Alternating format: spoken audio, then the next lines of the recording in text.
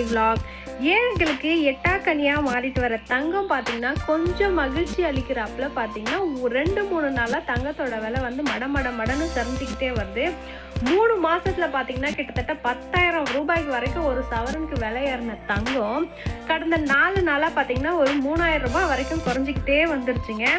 நாங்கள் 2 நாளைக்கு முன்னாடி தான் போயிட்டு ஒரு 5 பவுன் வந்துட்டு பார்க்கவிக்கு ஃபங்க்ஷன் வருது அப்படின்றதுக்காக நகை எடுக்க போனோம்.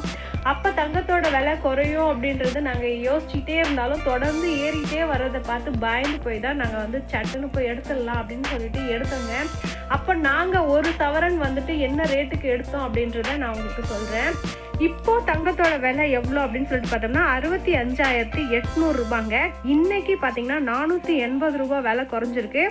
1 கிராம் தங்கம் பார்த்தீங்கன்னா 8,225 ரூபா, 1 கிராமுக்கு 60 ரூபா குறைஞ்சிருக்கு. ஆனால் நாங்கள் வாங்கும்போது பார்த்தீங்கன்னா ஒரு சவரன் செய்கூலி சேதாரம் ஜிஎஸ்டி எல்லாத்தையுமே போட்டு 78,000 ரூபா கொடுத்து 1 பவுன் தங்கம் வாங்கினேங்க. அதே தங்கம் இந்த 4 நாளில் பார்த்தீங்கன்னாக்கா இப்போது செய்கூலி சேதாரம் ஜிஎஸ்டி எல்லாத்தையும் சேர்த்து எவ்வளோ வருது அப்படின்னு சொல்லிட்டு நாங்கள் போய் கேட்டதுக்கு 72,000 ரூபாய் கிட்ட வருது அப்படின்னு சொல்லிட்டு அதே நகை கடையில் சொல்லியிருந்தாங்க. நாங்கள் ஒரு 4 நாள் வெயிட் பண்ணியிருந்தோம், எங்களுக்கு இன்னும் கொஞ்சம் ப்ராஃபிட் வந்திருக்கோம், இன்னும் ஒரு அரை பவுன் சேர்த்தும் எடுத்திருப்போம். இன்னமும் விலை குறையும் அப்படின்னு சொல்லிட்டு இருக்காங்க. எவ்வளோ குறையுது அப்படின்னு சொல்லிட்டு பார்ப்போம். நாங்கள் வாங்கினதுனால நான் சொல்லலை, தங்க விலை குறைஞ்சிட்டே வர்றது. கண்டிப்பாக நாங்கள் வாங்கலைன்னா கூட பரவாயில்ல, இன்னும் குறையணும் அப்படின்னு சொல்லிட்டு தான் நான் ஆசைப்பட்றேன்.